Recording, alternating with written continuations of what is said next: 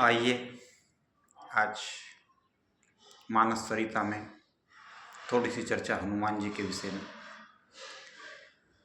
जब श्री हनुमान जी माता जानकी की खोज के लिए लंका की ओर प्रस्थान करते हैं तो एक तो हनुमान जी अपने हृदय में रघुनाथ को अपने हृदय में धारण करके जा रहे हैं और दूसरा हनुमान जी प्रसन्नता में जा रहे हैं। तो जब हनुमान जी समुद्र से उड़ान भर रहे थे तो मैनाक पर्वत हनुमान जी को विश्राम देने के लिए बाहर आया। गोस्वामी जी ने लिखा कि हनुमान ते ही परसा और कर पुनि किन्न प्रणाम, राम काज किन्ने बिनु मोहि कहाँ विश्राम। हनुमान जी ने कहा कि आपने विश्राम के लिए आग्रह किया, इसके लिए आपका धन्यवाद, लेकिन मैं इस समय विश्राम नहीं कर सकता, क्योंकि हनुमान जी ने कहा कि जब तक राम जी का कार्य पूर्ण नहीं होता तब तक मैं विश्राम नहीं कर सकता। और बंधुओं, आप सब जानते हैं कि राम जी का क्या था कि हनुमान जी जानकी की खोज में लंका में गए थे। यह राम जी का काज था, ऐसा हम सब जानते हैं कि हनुमान जी माता जानकी की खोज में लंका में गए थे। परंतु जब हनुमान जी विभीषण जी से मिले तो विभीषण जी से मिलने के बाद गोस्वामी जी ने रामचरितमानस में लिखा कि एहि विधि कहत राम गुण रामा और पावा अन्य वाच्य विश्रामा। हनुमान जी ने विभीषण जी से मिलकर के विश्राम पा लिया। तो हनुमान जी मैनाक पर्वत से कह रहे थे कि जब तक राम जी का कार्य पूर्ण नहीं होता तब तक मैं विश्राम नहीं कर सकता। और विभीषण जी से मुलाकात के बाद हनुमान जी ने विश्राम पा लिया। तो क्या राम जी का कार्य पूर्ण हो गया? इस चौपाई का रामचरितमानस के जो विद्वत जन हैं, मानस मनीषी है, उन्होंने बड़ा गंभीर चिंतन किया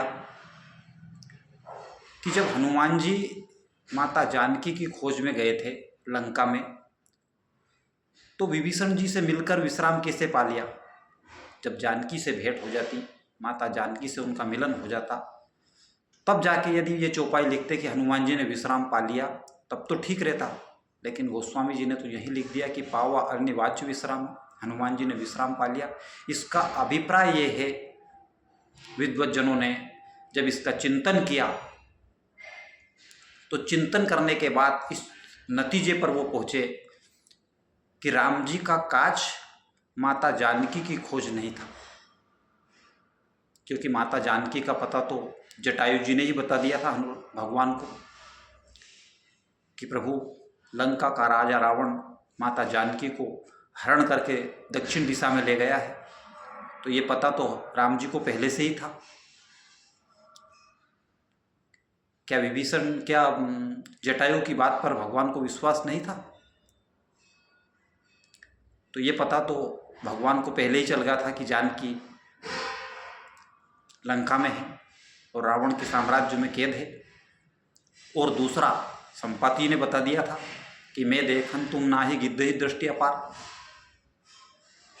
हे हनुमान जी, हे भक्तों, इस समय सीता जी लंका के यहाँ अशोक वाटिका में है, आप नहीं देख सकते क्योंकि मेरी दृष्टि अपार है, इसलिए मैं देख रहा हूँ। तो ये पता तो पहले से ही था। तो इस सब बातों को देख करके ये पता चलता है कि हनुमान जी माता जानकी की खोज में गए ही नहीं थे।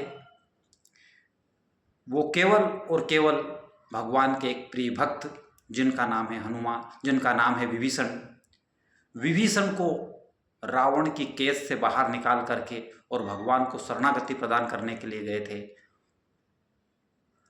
ये मानस के मनुष्यों ने पाया इस चौपाई पर चिंतन करने के बाद कि हनुमान जी ने विभीषण जी के कान में राम नाम का मंत्र दिया और कहा कि हे विभीषण जी, अब इस लंका साम्राज्य का विध्वंस होने वाला है, इसलिए आप शीघ्र अतिशीघ्र इस लंका को छोड़ करके भगवान की शरण में आइए। यही बीज मंत्र देने के लिए हनुमान जी लंका में गए थे, ना कि माता जानकी की खोज में गए थे। अगर माता जानकी का पता ही हनुमान जी को पूछना होता तो किसी भी राक्षस की गर्दन दबोच करके उससे पूछ लेते। उसके लिए हनुमान जी को विभीषण जी का घर ढूंढने की क्या जरूरत थी? कोई भी राक्षस बता देता जब गर्दन पे छुरी अटती तो।